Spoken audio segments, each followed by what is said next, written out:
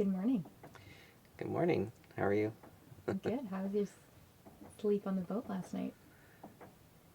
The sleep was really good. I woke up a couple times and I actually wasn't sure where I was. We went to bed pretty early. It was probably 8:30 p.m. and we were off to bed. But really nice to wake up to the halyard slapping the mast. So I really missed that. Aw. When we took the dinghy off, I used the spinnaker halyard, and when I just set it back, or reconnected it to the bow, and I forgot the one part of the halyard. If I don't bungee it off while we're at marinas, it kind of bangs. So it's still, if there's any wind, Do you think it'll keep the eagle away? maybe. Well, it didn't last night. There's been an eagle landing on top of my mast because there's all these sporty boats that are here now for the season, and they clean all their fish and they dump all the guts and they like feed the eagles and the seals, and so it's, I don't know what the rules are on, or how people view that, but it's the scraps. But what's annoying is these eagles are landing on my mast because I'm right next to them, so they're landing up there to dive off of it, and it's probably doing damage to things up top there. So had to bang the mast a couple times last night to get them off there. So time to move the boat. And What are you up to today? today the plan is to just keep checking things off the list. I've got to get the head sail up, got to get the dinghy motor on, go get fuel. I'm just going to take the dinghy over to get fuel. I've got 3 jerry cans I carry, 20 liters each, or 5 US gallons each. So I'll top those up. Yeah, I'll make sure the main tank is full. It's not raining. I actually see blue sky, so maybe I'll do a little wash down. There's it's a bit dirty on deck, so just from sitting for a while. Or we've just been putting things away, like some of the clothes, and we're still sort of trying to organize down below here. And yeah, it doesn't, it takes time. You can't, and you don't want to. When it was about 8:30, we put a movie on, and we're like, I think 30 minutes into it, and we said, let's just go to bed. Well, Devlin suggested that, so I said, yeah, let's just do that. And I even brought my computer up, and I was like, oh, maybe I'll just read the news or something. And I was like, no, I'll just roll over. And then that was it. So we were tired. We'd been up. It had been a long day. But yeah, today just several things to check off the list. I want to make sure the barbecue is good. Make sure I'm going to run the engine today. Check the fuel up, or the oil level, coolant level, gearbox level. I'm hoping I don't have to do an oil change, but I'll check that, and I think it should be fine, but we'll see. But yeah, just there's lots to do. And tomorrow, and I have to run up to Seasport, get a few items like toilet paper and things that we need on the boat for when you're gone for 3 weeks. So get groceries today. We're going to get sort of the long-lasting items, non-perishable, and we'll save the perishable grocery run until the night before we leave. Yeah, I don't know. There's so many things. It feels like I know the first thing I'm going to do today is have breakfast. So, and then yeah, we'll figure it out. Go from there. Yeah.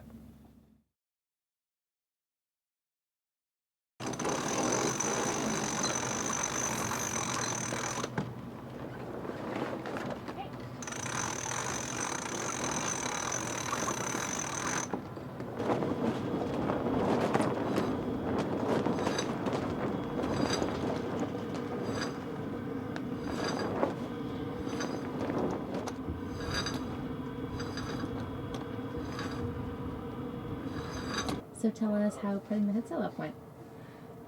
Well, it went well. It's I have 2 head sails on the boat.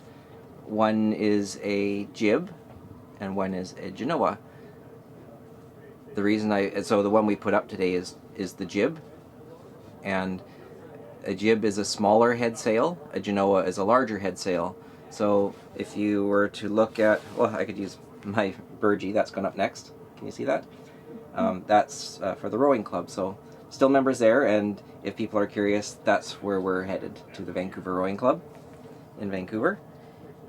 And if this was the head sail, and this was the mast, a jib, the clew here, doesn't go past the mast.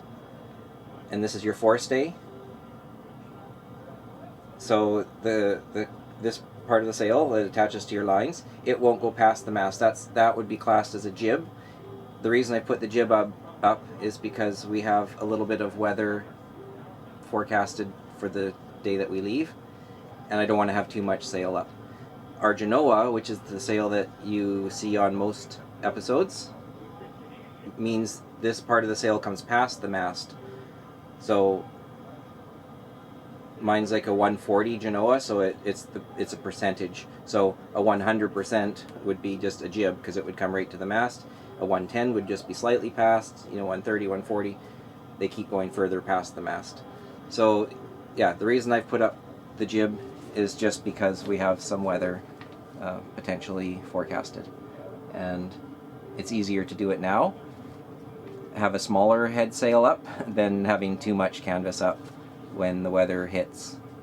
And if it doesn't happen, well, then we're safe, right? We didn't put too much up, and it's going to be on our nose, so I don't want to be overpowered going upwind if we have to. And the boat will be better balanced if you have the proper amount of sail up. So yeah, it went well. And we probably won't keep that sail up. We'll have to do a sail change at some point in the trip, because I'm sure we'll have lighter conditions, and that's when you want to have the larger sail. So yeah, went well. Sun's really warm, and one more thing checked off the list. And next is the Burgee. We're going to put that up.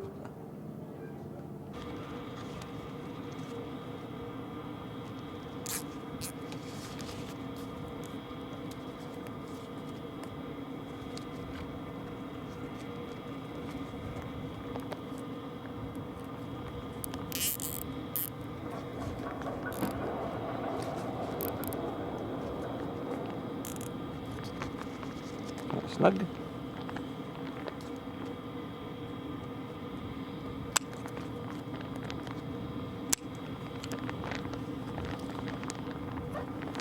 That's it.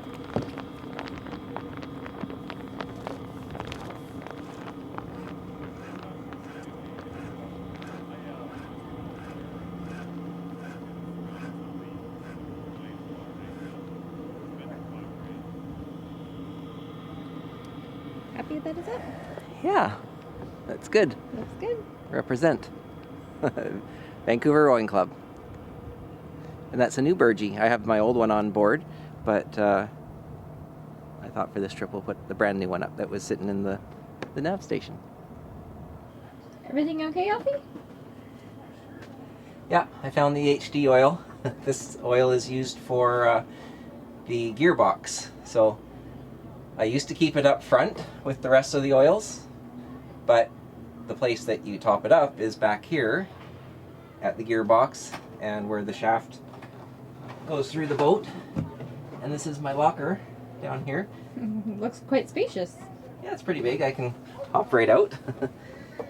But my hot water tank is down here. The refrigeration's down here. There's tons of storage. A lot of engine access is done from this area of the boat. I carry one of my big diesel cans down here.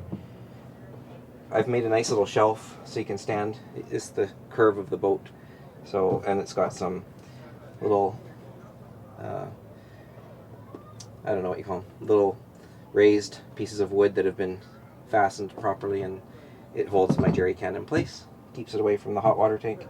Anyways, And it acts as a dryer in the Oh yeah, when the boat's motoring. in the couple episodes I've shown how I string line back and forth here because it gets quite warm because the engine's down accessible. It's a big open space down under the deck in the cockpit sole underneath, and the engine heat comes up into this area, so we hang clothes here or jackets and things that need to be dried when we're underway and the motor's on. But I was like, I knew I had lots of HD oil, so heavy duty oil, that's what my gearbox uses. Some gearboxes use automatic transmission fluid. Mine does not. So you have to look at what the stamp says on the gearbox, because the manual for Yanmar says the gearbox uses ATF, automatic transmission fluid, but the gearbox, I can't remember the name of the brand, but it's stamped HD oil, so you have to be careful. And that's not my advice. That's check with the mechanic if you're not sure what you should use. They're going to tell you for sure. But anyways, I wanted to make sure we're just double checking that, do we have enough oil if something happened we needed oil, coolant. I've got spare belts. We're just checking over all the things that we might need underway, because we're going to be going through some remote areas of the coast, so we want to have all this stuff with us. You can't just go to a corner store and buy it, or a shop and get it. So I'll go back down there.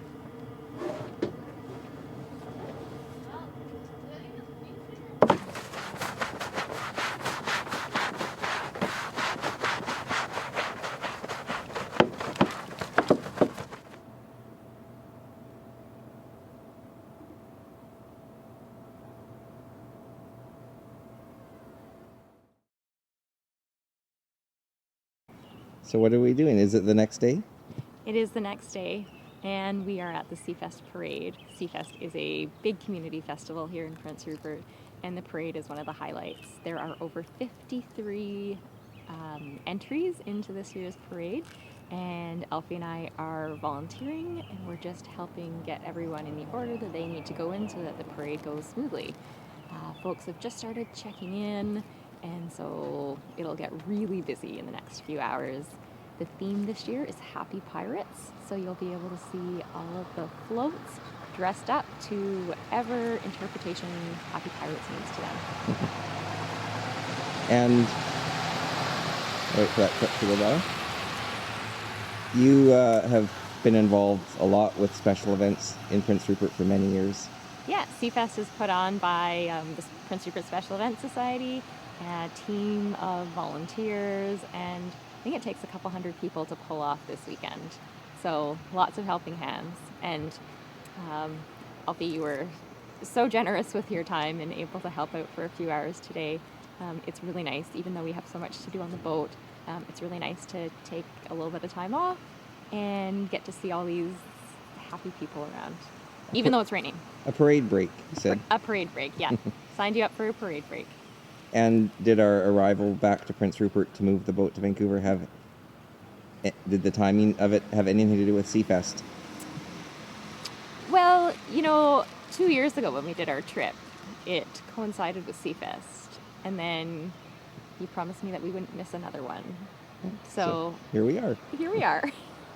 I'm glad we're here for Seafest. Yeah, it's really fun. Yeah.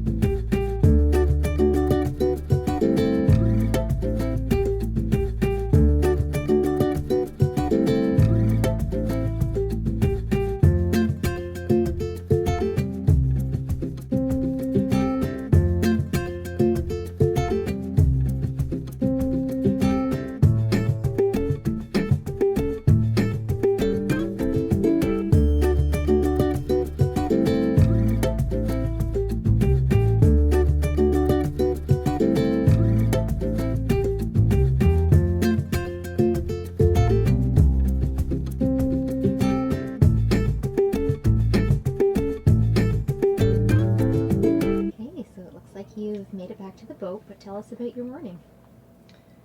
It has been a very busy, crazy, hectic morning, which is good. The parade was awesome. There was 53 floats, I believe. And Devlin was has been a part of Seafest and the parade for many years. So it was important that we went and did that today. So we've been volunteering all morning, and I caught a bunch of footage of the parade and the floats and sort of the pre-parade activities, and it was fun. And I think Devlin had a good time, didn't you, today so far? I'm having a great time. Good. That's the main thing. So many happy people at Seafest. There were, yeah. And you got recognized by a few people. Oh yeah, one of the floats came up and parked, and then they couldn't back the truck up with the trailer, so I said, well, I could back that up for you. I know I can do that. So I hopped in and I backed it up, and then I hop out of the truck, and the guy came over and he's like, Alfie. And I'm like, we know a lot of people here, so I wasn't really registering at first. I was thinking, well, do I know you or not? And I don't know him. But he's like, oh, you're a rock star in our house. And I was like, okay, must watch the channel. And but he was a very nice guy. George, I think his name was. Yeah. And he works at the credit union here. So he chatted and said he's inspired to... He's looking for a boat, sailboat, motor sailor. And he's comfortable on the water. He's done... he used to commercial fish, I think he said. So he's comfortable in the water, but just has to sort of learn the sailing side of things. So good luck to George, and I hope you get a boat and get out on the water. And then we were just walking back to the marina here, and just opened the gate, and someone was walking out the gate, and this guy's name was Shane, and he said, oh, Alfie. And he follows the channel as well. So him and his wife and their 6-year-old son, I think he said, they're from Washington State, and they're on their way to Juneau, Alaska. And they've got some mechanical issues right now, and so they might be stuck here for a week or so. But they're at the marina here, and he agreed that there could be a lot worse places to be stuck. So that was fun to see him as well, and he's asked if he could bring his wife and kid by later to say hello. And it's nice to hear he had mentioned that we were one of the inspirations for coming to this part of the coast by watching the channel. So he said, inspired them to want to come north. So that was kind of nice to hear, because you wonder sometimes, do you inspire anybody? And not that we're doing anything special, but we just like sharing this part of the world with people, and if people are inspired to buy a boat or come sail up to this area, then that's great, and I hope they enjoy it. And Seafest is always the second weekend in June, so if you're planning a trip up here this summer and you're going to stop in, then it's a good time. Yeah, if you are planning to arrive in Rupert, that's probably a really good weekend to hit. And there's so much happening this weekend. I wish we could just relax the entire time, or not relax, but be busy with that the whole time, but we just... Maybe another year. Yeah, but we're here. 2 years ago, I don't know if I mentioned it before, but 2 years ago we did a trip, and it was over Seafest, and I didn't really realize how important it was to Devlin, and I said I won't take you away on another Seafest again, because I know how important it is to her now. And so last year we did not miss Seafest. We planned our holidays around it, and then this year I moved her away to Yellowknife. So I was like, well, we're coming back to get the boat. We may as well get it on Seafest weekend. And I'll have to see if I can do what we can do next year. But I think my plans are to bring Devlin back for Seafest. All the other volunteers would be very happy to hear that. Yeah, and I know Devlin would be happy.